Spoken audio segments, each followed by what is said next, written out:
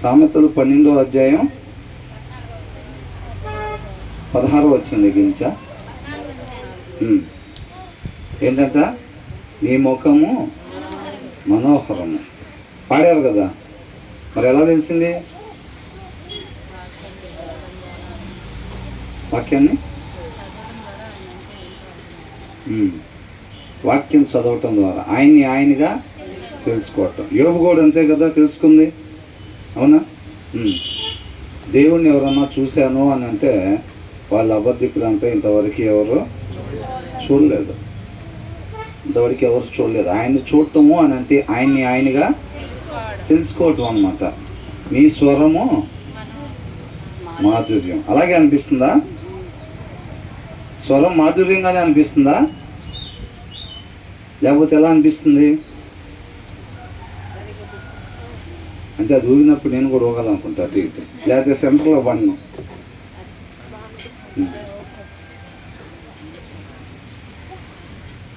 ఆయన స్వరం ఎలా ఉంది? మాధుర్యంగానే ఉందా?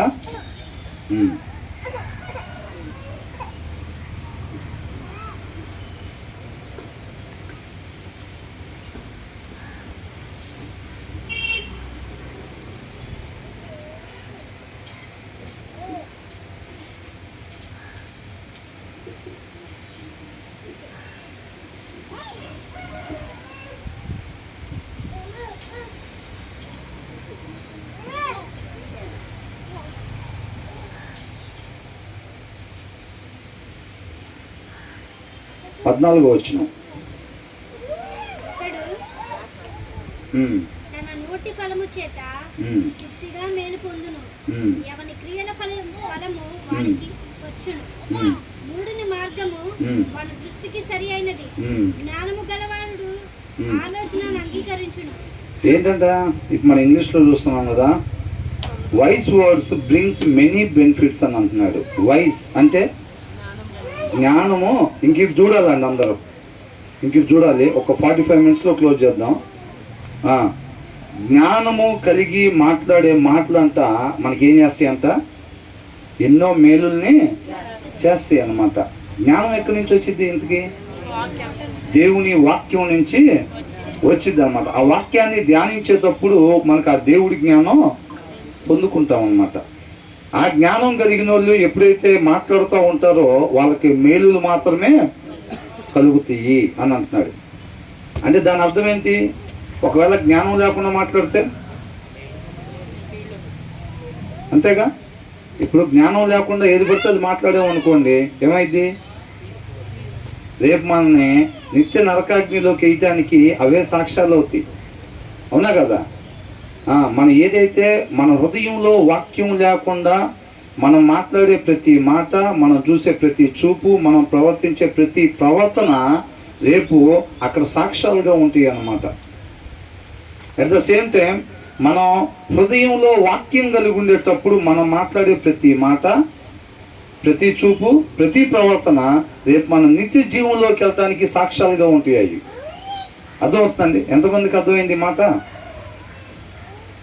హృదయంలో వాక్యం లేకుండా మనం మాట్లాడే ప్రతి మాట రేపు నరకానికి వెళ్ళటానికి కారణం అవుద్ది, సాక్ష్యాలు అవుతాయి.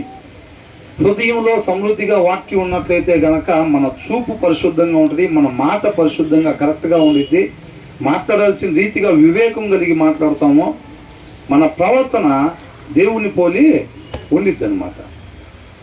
అవి రేపు మన నిత్య జీవానికి నడిపించేగా ఉంటాయి. ఇందాక అనుకున్నట్టుగా మరి మన హృదయంలో వాక్యం లేకపోతే దాంట్లో ఉండేది ఆల్రెడీ ఏముంటుంది?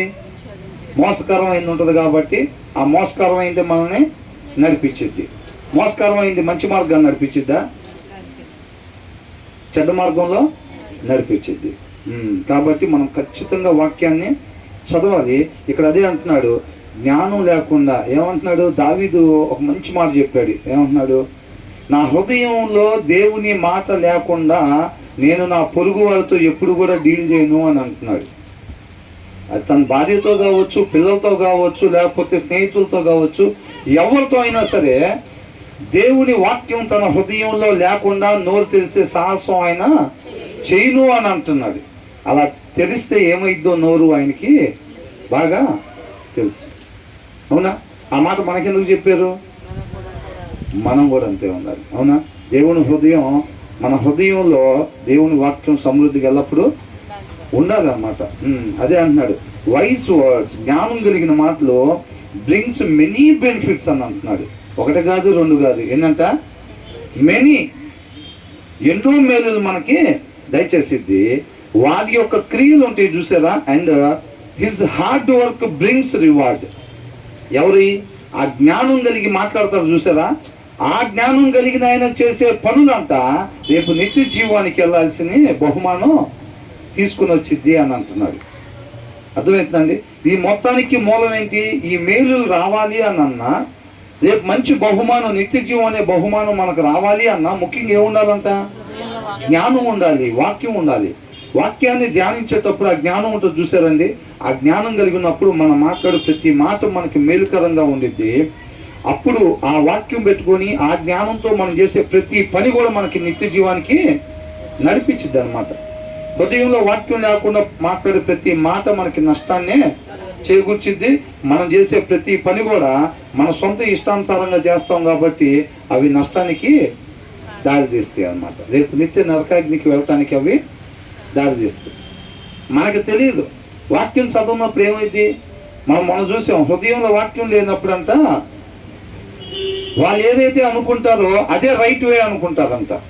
వేరే వాళ్ళు ఎవరన్నా న్యాయవంతమైన సలహా ఇచ్చినా దాన్ని వాళ్ళు గుర్తించలేరు. ఎందుకని? లేదు కాబట్టి. వాక్యం ఉందనుకోండి, ఎవరన్నా బ్రదర్ అట్లా కాదు కదా, సిస్టర్ అలా కాదు కదా అన్నప్పుడు వాళ్ళు ఎమ్మటే వాక్యంతో కంపేర్ చేసుకొని నిజంగానే అట్లా కాదు కదా, ఇలా కదా వాక్యంలో ఉంది, ఆ బ్రదర్ చెప్పినట్టుగా ఆ సిస్టర్ చెప్పినట్టు ఇలా ఉంది కదా వాక్యంలో అని అనుకుంటారు. అసలు ఆయన దగ్గర వాక్యం లేదనుకోండి, ఆయన దేంతో కంపేర్ చేస్తాడు? ఆయన దేంతో కంపేర్ చేయడు. ఆయనకు వచ్చిన ఆలోచనే నెంబర్ 1 ఆలోచన అని అనుకుంటాడు. మిగతా వాళ్ళు న్యాయవంతమైన వాక్యానుసారమైన ఆలోచన చెప్పినా ఈయన దాన్ని గుర్తించలేరు. అది కదా కరెక్ట్ నిజంగానే అనేది ఈయనకి తెలియదు. ఈయన కనిపించిందే ఈయన చేస్తాడు. అలా చేసినప్పుడు ఏమైందంటే అనేక మందికి ఆ చీకటిని ప్రకాశింపజేసినట్టు అయింది అనమాట. ఒక చెడ్డోడు ఏం చేస్తాడు? మంచోడు ఒక మాదిరికరంగా ఉంటాడు అనమాట. అవునా? మంచిగా జీవించడం వల్ల ఒక మాదిరికరంగా ఉంటాడు. చెడ్డోడు ఏం చేస్తాడు? చెడ్డ మార్గంలో వెళ్ళటానికి మాదిరి కనపరుస్తూ ఉంటాడు. అంతేనా కదా? కాబట్టి మన హృదయంలో వాక్యం లేకపోతే గనక మనం చెడ్డదారిలో వెళ్ళిపోయేవాడు ఉంటాం. తర్వాత ఏమంటున్నారు?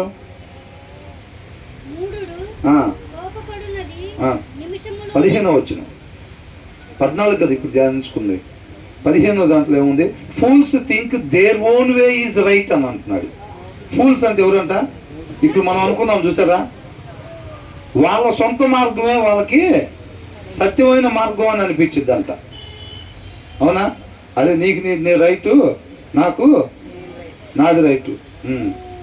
నీకేమనిపిస్తుంది అంటే నీది రైట్ అనిపిస్తుంది నీకు. అవునా? కానీ రైట్ అది కాదు, నేను నడుచుకునేది రైట్ అంటాడు. ఎందుకని? వాక్యం లేకపోతే ఫూల్స్ అని అంటున్నాడు. అవునా?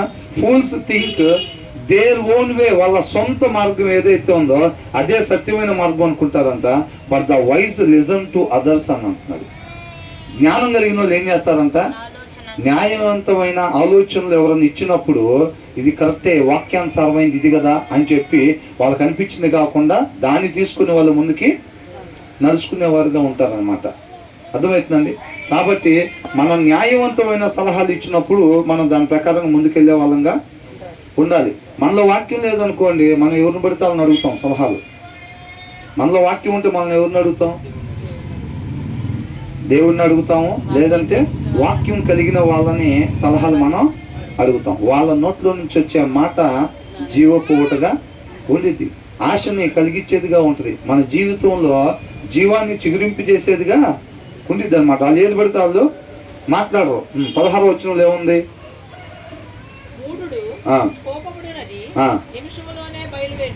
నిమిషంలో హృదయంలో వాక్యం లేనోడంట ఏం చేస్తాడు? హృదయంలో వాక్యం లేనోడు ఏం చేస్తాడు?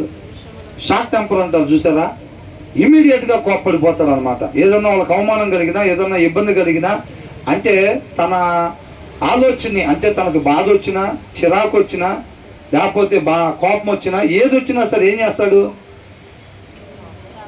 ఇన్స్టెంట్ కాఫీ అంటారు కదా, అవునా?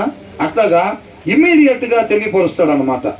అసలు దాన్ని ఏంటి, మంచి చెడు ఏంటి చూసుకోవటం కానీ దాని ప్రకారం ఎలా నడుచుకోవాలి ఆ జ్ఞానం ఉండదు. తనకి ఏదైతే అనిపించిందో ఇమ్మీడియట్గా దాన్ని వ్యక్తపరిచేస్తాడనమాట. అలా వ్యక్తపరిచేది ఎవరంట? ప్రాబ్లం జరగగానే ఏదైనా ఇమ్మీడియట్గా రియాక్ట్ అయిపోతారు చూసారా, వాళ్ళు హృదయంలో వాక్యం లేని వాళ్ళు చేసే పని అనమాట. తొందరపాటు అంటారు చూసారా, అలాంటి పనులు చేస్తారనమాట. ఏ ఫూల్ ఈజ్ క్విక్ టెంపర్డ్ అని అంటున్నాడు. క్విక్ టెంపర్డ్, ఎమ్మటే చేయి చేసుకుంటారు చూసారా, ఎమ్మటే మాట మాట్లాడేస్తారు, తప్పని మాట పడిపోయింది. తీసుకుంటామా మాట వెనక్కి? మాట తీసుకోలేము వెనక్కి, అవునా కదా? కాబట్టి వివేకం లేకపోతే ఏమైందనంటే ఏదో ఒక మాట తక్కువని మాట్లాడేస్తాం, ఆ మాటే మనకు నష్టాన్ని చేకూర్చిద్ది అంతే. అదే అని అంటున్నాడు ఇక్కడ. ఏమంటున్నాడు?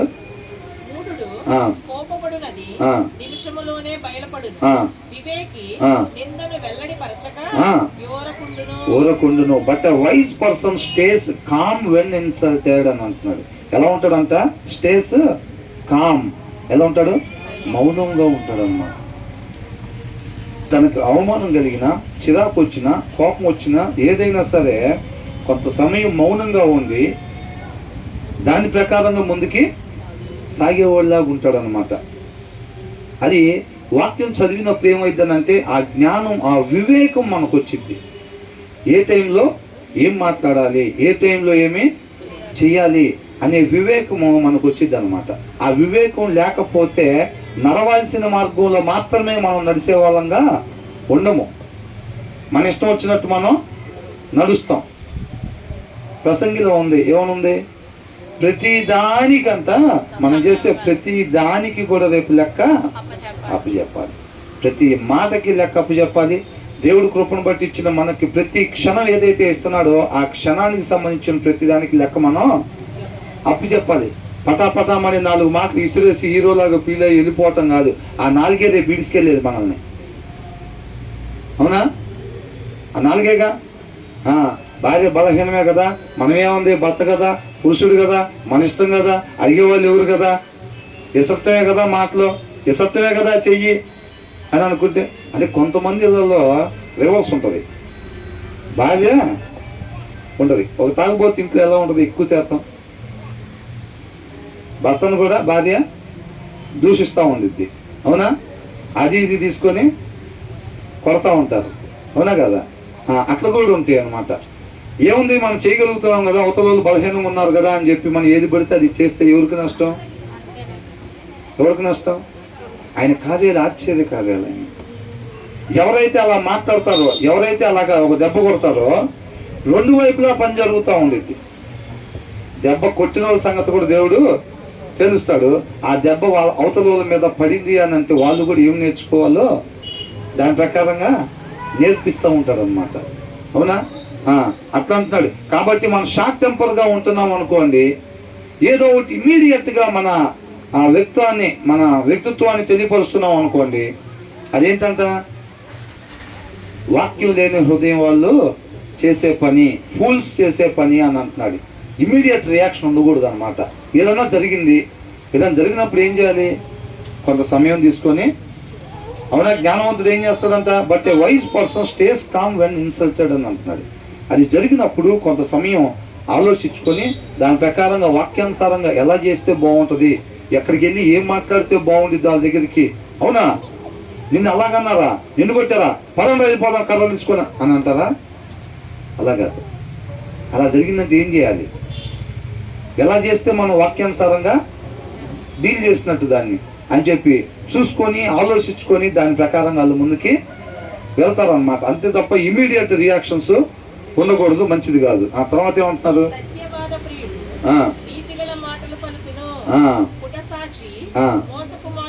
అండ్ హానెస్ట్ విట్నెస్, హానెస్ట్ నిజాయితీగా ఉండే వ్యక్తి అంట ఏం మాట్లాడతాడంట? సత్యాన్ని మాత్రమే మాట్లాడతాడంతే. బట్ ఏ ఫాల్స్ విట్నెస్ అంటే నిజాయితీ లేనివాడు ఏం మాట్లాడతాడంట? టెల్స్ లైస్ అని అంటున్నాడు. నిజాయితీ కలిగిన వాళ్ళు ప్రతి వచనంలో కూడా మనం చూస్తుంది ఏంటంటే ఇలాగ ఉండాలి, ఇలాగా ఉండకూడదు. ఈ honest witness tells the truth అని అంటున్నాడు. ఆ ప్లేస్లో అవతల వాళ్ళ నాన్నున్నా, వాళ్ళ అమ్మున్నా, వాళ్ళ పిల్లలున్నా, వాళ్ళ చుట్టాలున్నా ఏదైతే చూశాడో అదే చెప్తాడంతే. ఏదైతే సత్యమో దాన్నే పలుకుతాడంతే. అర్థమవుతుందా? పరిస్థితి వైపు కాదు, దేని వైపు చూస్తారు వీళ్ళు? సత్యం వైపు అంతే. అవతల పరిస్థితి ఏదన్నా కానీ అక్కడ జరిగింది ఇది, నేను చెప్పాల్సింది అది, అంతే. అది ఎవరంట? అండ్ హానెస్ట్ విట్నెస్ అని అంటున్నాడు. నిజాయితీ ఉండాలి. అవునా కదా? ఆయన పోలి జీవించటం అంటే ఆయనలో ఉండే గుణలక్షణాల్లో ఒకటి నిజాయితీ అన్నమాట. మనం ఆయన్ని పోలి జీవించాలంటే అట్లా పరిస్థితిని బట్టి కాదు. ఈ రోజుల్లో అనేక మంది క్రైస్తవులుగా చెప్పుకుంటున్నారు, చర్చిలకు వెళ్తారు, పాటలు పాడతారు, ప్రార్థన చేస్తారు. పరిస్థితిని బట్టి ముందుకి కొనసాగుతూ ఉంటారు. వాళ్ళ సొంత జ్ఞానం ఉపయోగించకుండా వాళ్ళు నోరు తెరవరు. ఇక్కడ దావీదేమంటున్నాడు? దేవుని వాక్యం లేకుండా నేను నా నోరు తెరవను అంటున్నాడు. వీళ్ళు ఏం చేస్తారంటే సొంత జ్ఞానం లేకుండా నోరు తెరవరు. ప్రతి దాంట్లో సరే ఆ సొంత తెలివి చూపించాల్సిందే, ఉపయోగించాల్సిందే. అలా ఉంటారు అన్నమాట. కాబట్టి మనం దీంట్లో ఎలా ఉండాలి మరి? పరిస్థితిని బట్టి అబద్ధాలు చెప్పే వాళ్ళలాగా ఉండాలా? ఎలా ఉండాలి మరి? పరిస్థితి ఎలాగున్నా సరే ఒకవేళ మనం ఆ టైంలో కానీ నిజం చెప్పామంటే మన ప్రాణాలకే ముప్పు ఉందనుకోండి,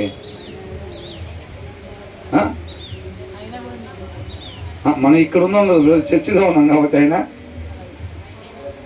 బయట కూడా అంతే. చూసారా? అంత చివరున్నా సరే సిస్టర్ నాకు వినపడేటట్టుగా చక్కగా చెప్తున్నారు, నోరు తెలిసి ఆసక్తి.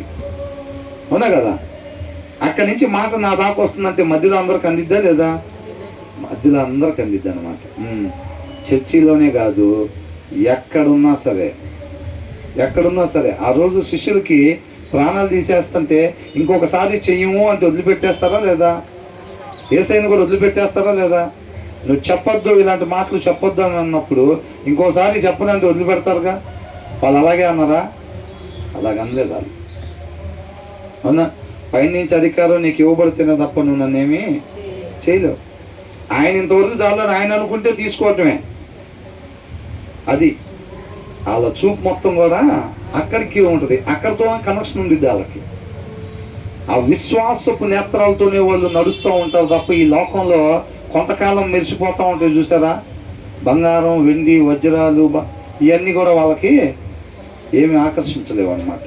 వాళ్ళంతా స్ట్రాంగ్గా ఉంటారు, విశ్వాసంలో బలంగా ఉంటారు. కాబట్టి మన పరిస్థితి ఎలాగన్నా అంటే అబద్ధాలకు కూడా నరకం వేస్తారు బ్రదర్.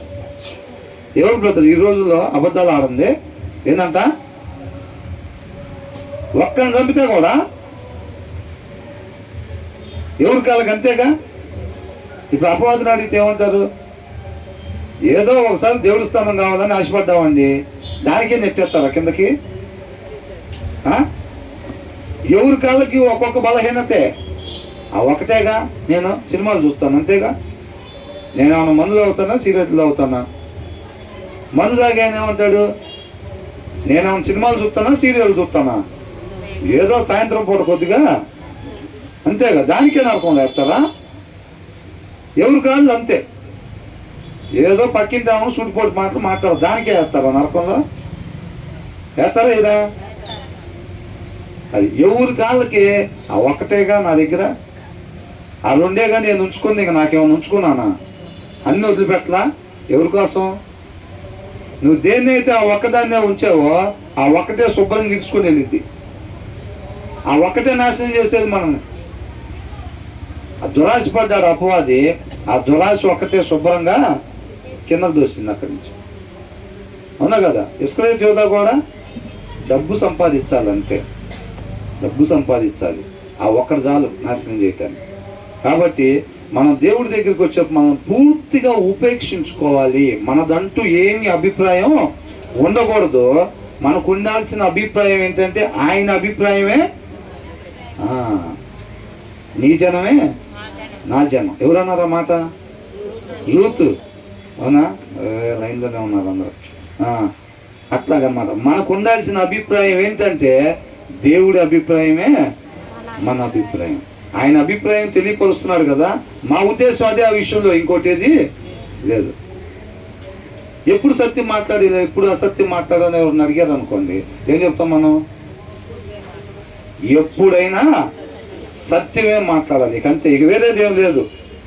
ఈ పరిస్థితుల్లో కూడా, ఆ పరిస్థితుల్లో కూడా నీ విషయంలో అయినా అని అంటే, ఏ విషయంలో అయినా ఎప్పుడైనా ఏం మాట్లాడాలంట? సత్యమే మాట్లాడాలి. ఇప్పుడు కానీ నువ్వు ఎక్కడికి వెళ్ళావంటే మా అమ్మోళ్ళ ఇంటికి అన్నానంటే పడిపోతే ఇంకా నాకు అనుకున్నాను అనుకోండి, పరిస్థితి అది. మా అమ్మోళ్ళ ఇంటికి వెళ్ళానన్న మాట నోట్లో నుంచి వచ్చిందంటే ఇంకేం లేదు, ఇరుచుకొని పడిపోతాడు ఇంక మీద. పరిస్థితి అట్లా ఉంది. ఏం మాట్లాడాలి?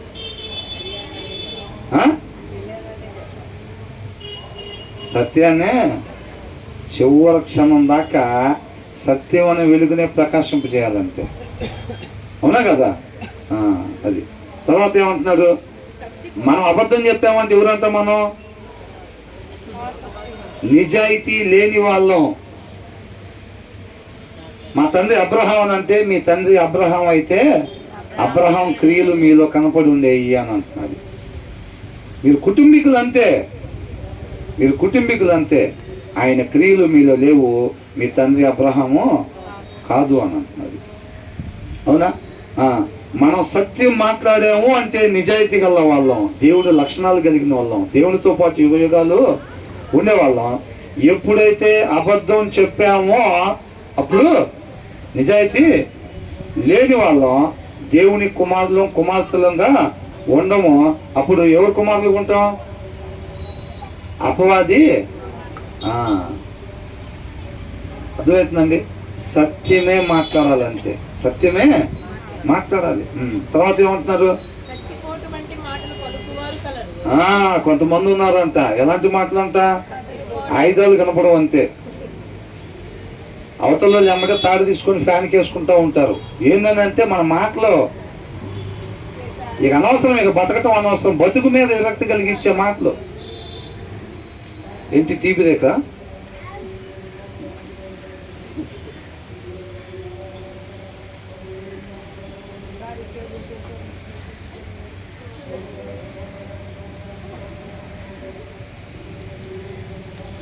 నాకు పాటలు రావు కాబట్టి మధ్యలో పాట అందుకోలే, లేకపోతే ఈ టైంలో ఏమైందని అంటే ఓ పాట అందుకుంటారు. మొత్తం స్టడీ అయింది వ్యవహారం అనగానే అక్కడ ఆపుతారు పాటని, అక్కడ ఆపి మళ్ళీ వాక్యంలోకి ఎంటర్ అవుతారు. ఏంటంట? ఎలాంటి మాటలంట? మీకు ఎవరికైనా తెలుసా అట్లాంటి? మీరు ఇప్పుడు చెప్తే మేము వెంటనే, కానీ ఇంతవరకు మాకు అసలు ఎప్పుడు, అవునా? చెప్తే వెంటనేనా ఇప్పుడు? తెలుసా? ఎలాంటి మాటలంట? కత్తిపోటు వంటి మాటలంట. ఏం చేస్తారు? మాట్లాడుతూ ఉంటారు. Some people make cutting remarks అనంట. అంటే కత్తితో ఎలాగైతే గాయాలు చేస్తామో, కత్తి తీసుకొని ఎదుటి వాళ్ళకి హాని చేసేటప్పుడు ఎలాంటి గాయాలు చేస్తామో, మాటలతో అంట వాళ్ళగా ఇక జీవించటానికి ఆశ లేకుండా నీతిమంతుడు ఏం చేస్తాడు? ఆయన నోట్లో నుంచి వచ్చే ప్రతి మాట వలనంట జీవపు ఓట, అంటే జీవాన్ని చిగురింపు చేస్తూ ఉంటాడు, బతుకు మీద ఆశని కలిగిస్తూ ఉంటాడు అనమాట. నీతిమంతుడు మాట్లాడితే. నీతి లేని వాళ్ళు మాట్లాడితే, నీతి అంటే సిస్టర్ ఇక్కడ ఉన్నాను నేను. నీతి లేని వాళ్ళు అని అంటే వాక్యం లేని వాళ్ళు. అవునా? వాళ్ళు మాట్లాడితే ఎట్లా ఉంటుంది? కత్తిపోటులాగా మాట్లాడతారు, ఏది పడితే అది సూటిపోటు మాటలు. ఏం చెప్తాం? నాకు వచ్చే ఎగ్జాంపుల్స్ అన్ని లేడీస్ మీద వస్తున్నాయి. ఇక కూర్చోటం ఏమో అందరు లేడీసే. నేను అది చెప్తున్నా, బ్రదర్కి ఒకసారి కూర్చుని పిడుగు ఏర్పాటు చేయండి బ్రదర్ అంటే, అన్న మీరు నేను సూర్య తప్ప ఇంకెవరు ఉండరాను, పిల్లలు స్కూల్కి వెళ్తారు కాబట్టి ఇంకెవరు ఉండరాను అన్నారు. సరే దానికి సమయం ఉందేమో అని అనుకున్నా. కొడుకుకి మంచి సంబంధం రావాలి, వివాహం చేయాలి, అబ్బాయికి వివాహం చేయాలి అని చెప్పి ఎగిరిలాడుతూ ఉంటారు. అబ్బాయికి వివాహం చేయగానే ఎంటర్ అయిపోయింది, ఇంకా అవునా? గృహంలోకి ఎంటర్ అయిపోయింది. తర్వాత అబ్బాయి డ్యూటీకి వెళ్ళి వచ్చే లోపలే యుద్ధం అయిపోయింది. ప్రతిదినం యుద్ధ పోరాటం అంటారు చూసారా. ఇక్కడ చెప్పబడిన యుద్ధ పోరాటం ఒకటైతే అక్కడ జరిగే యుద్ధ పోరాటం మాటలు, అత్త మాటలు, కోడల మాటలతోనే గాయపరిచేసుకుంటారనమాట. అవునా కదా. తర్వాత ఫైనల్గా ఏమైంది? జతపడి ఏక మనస్సు కలిగి ఉంటారా, శుభ్రంగా విడిపోయి ఎవరి దారిన వాళ్ళ అబ్బాయిని తీసుకుని వెళ్ళి ఇంకో చోట కాపురం పెట్టేస్తారు అంతే. అవునా కదా. ఒకరి ద్వారా ఒకళ్ళ మాటల చేత గాయాల్ని చేసేస్తారనమాట. అదే అంటున్నాడు, some people make cutting remarks. అలాంటి మాటలు విశ్వాసులుగా ఉండే మన నోట అలాంటి మాటలు రాకూడదు. అర్థమవుతుందండి. ఎదుటి వారిలో ఆశను చిగురింపు చేయాలి తప్ప జీవితం మీద మనం గాయాన్ని చేసేవారుగా మనం ఏమాత్రం కూడా ఉండకూడదు. అలా కానీ ఉన్నట్టయితే మనం ఎలాంటి వాళ్ళం అంట? మనం వాక్యం లేని వాళ్ళం. యేసయ్యలో ఉండే గుణలక్షణం అది కాదు. యేసయ్యలో నాటబడితే మనలో ఉండేది మంచి స్వభావం, ఆశను చిగురింపు చేసే స్వభావం, ఆ జీవలక్షణం మనలో నుంచి వచ్చింది అనమాట. అలా కాకుండా ఎదుటి వాళ్ళకి గాయం చేస్తున్నాం అనుకోండి, అంటే మనం ఎక్కడ నాటబడుతున్నాం? నాటబడాల్సిన ప్రదేశంలో మనం నాటబడట్లేదు. మన నోట్లో నుంచి అలాంటి మాటలు వస్తున్నాయి అని అంటే, అలాంటి ఆలోచనలు వస్తున్నాయి అని అంటే మనలో వాక్యం కొదువుగా ఉంది అని అర్థం. తర్వాత ఏమంటున్నాడు? ఇవన్నీ చదువుకోవటానికేనా, వినటానికేనా? అది మిగతా రోజు గురువారం, మంగళవారం, బుధవారం అక్కడికి వెళ్తారండి. మనం శుక్రవారం, ఆదివారం ఇక్కడికి వస్తాము. వాళ్ళకి అక్కడ ఏదో చెప్తారు, వింటారు. మనం కూడా ఇక్కడ కొన్ని చెప్తారు, అవి కూడా మనం వినాలి. అంతేనా? ఈ కేవలం చదువుకోవటానికే, వినటానికే కాదండి. ఇవి నిత్య జీవానికి మార్గం అంట. నీతిమంతుడు నీతిగా ఉండటము, వాక్యాన్ని అనుసరించి ఉండే ప్రతి క్షణం కూడా ఆ చెట్టు కంట ఒక్కొక్క చిగురుటాకులాగా జీవాన్ని పోసుకుంటా ఉండిద్దంట ఆ చెట్టు. అవునా? మనం అనుకున్నాం కదా, ఓ చెట్టుని తీసుకొచ్చి నాటితే దానికి చిగురు వస్తుంది అనుకోండి, ఏమనుకుంటాం? బ్రతుకుతుంది అది అని అనుకుంటాం. మనం కూడా మనకి జీవం లేదు, మరణాన్ని తెచ్చుకొని ఉన్నాం. మనం ఇప్పుడు జీవం కావాలి, నిత్య జీవం కావాలి. కాబట్టి మనకి ఆ జీవం కావాలి అని అంటే వాక్యాన్ని అనుసరిస్తూ ఉండే ప్రతిసారి కూడా మనం చిగురిస్తూ ఉంటాం అన్నమాట. అర్థమవుతుందండి. చిగురించి అలాగా జీవాన్ని మనం పోసుకుంటాం. పోగొట్టుకున్న స్థితిని మరలా పొందుకోవాలి అని అంటే ఆయన మాట, ఉండాల్సిన మాట, సృష్టికర్త యొక్క మాటను సృష్టి చేయాలి. అవునా? అలా చేయలేదు కాబట్టి ఏమైంది? జీవం పోయి మరణాన్ని తెచ్చుకున్నాం. కాబట్టి సృష్టి అయిన మన ఉద్దేశాన్ని కాకుండా సృష్టికర్త అయిన ఆయన మాట ప్రకారంగా ఎప్పుడైతే మనం నడుచుకుంటూ ఉంటామో, వాక్య ప్రకారంగా మాత్రమే ఎప్పుడైతే మనం నడుచుకుంటూ ఉంటామో, ఆ పోగొట్టుకున్న జీవాన్ని మరలా పొందుకుంటూ ఉంటాం. శాశ్వతంగా తండ్రితో పాటు జీవించేవారిగా ఉంటాం అన్నమాట. అదే అంటున్నాడు, but the words of the wise bring healing అని అంటున్నాడు. వర్డ్స్ ఆఫ్ ద వైజ్ అంటే జ్ఞానము కలిగిన వాళ్ళు మాట్లాడే మాటట ఎదుటి వారి గాయాల్ని కడతాయి అంట. ఇవి ఎవరన్నా గాయపరుచుంటే వాళ్ళు మన దగ్గరికి వచ్చినప్పుడు మనం మాట్లాడే మాటల వల్ల వాళ్ళకేమైందంట? గాయాలు కట్టబడతాయి. వాళ్ళ హృదయాలకైన గాయాలు ఏమవుతాయి అంట? కట్టబడతాయి. మన దేవుడు మేలు మాత్రమే చేసే దేవుడు కాబట్టి ఆయనలో మనం నాటబడి ఉంటే గనక ఆ గుణలక్షణం మనలో కూడా ఉండిద్ది. మేలు మాత్రమే మనం కూడా చేసేవారుగా ఉంటామండి. దానికి వివేకము కావాలి. జ్ఞానం కలిగిన వాళ్ళ మాటలంతా స్వస్థతని, హీలింగ్ని చేస్తాయి అని అంటున్నాడు. ఆ జ్ఞానం ఎక్కడి నుంచి దొరికింది? అన్నిటికీ మూలం అదే. ఈ 12వ అధ్యాయం మొత్తం కూడా ఆ జ్ఞానాన్ని, వివేకాన్ని ప్రేమించుట, దీని హెడ్డింగ్ అది. మనం ఈ ధ్యానించుకుంటా వచ్చే వచనాలు మొత్తం కూడా ఏంటంట? ఆ జ్ఞానాన్ని, ఆ వివేకాన్ని. ఎవరు చదువుతారు వాక్యం అంటే? నేను ఏది పడితే అది మాట్లాడకూడదు, మాట్లాడాల్సింది మాత్రమే నేను మాట్లాడాలి. ఎటు పడితే అటు నేను చూడకూడదు, చూడాల్సిన వైపు మాత్రమే నేను చూడాలి. ప్రవర్తించాల్సిన రీతిగా మాత్రమే నేను ప్రవర్తించాలి అనే భయం ఎవరికైతే ఉంటుందో వాళ్ళు వాక్యం దగ్గరికి వెళ్తారు. వాక్యం దగ్గరికి ఎవరు రారు అని అంటే వాళ్ళకి ఏది అనిపిస్తే అది మాట్లాడేవాళ్ళు, చూసేవాళ్ళు, ప్రవర్తించేవాళ్ళు. అర్థమవుతుందండి. అలాంటి వాళ్ళు అనమాట వాక్యం దగ్గరికి రారు. వాక్యం దగ్గరికి ఎవరు వస్తారంటే నేను మాట్లాడాల్సింది మాత్రమే నేను మాట్లాడాలి. పోయినసారి ఏది పడితే అది చేసి మరణాన్ని తెచ్చుకున్నా, అవునా? ఆయన చెప్పింది కాకుండా నాకు నచ్చింది చేసి మరణాన్ని తెచ్చుకున్నా. ఈసారి అట్లాగా ఉండకూడదు.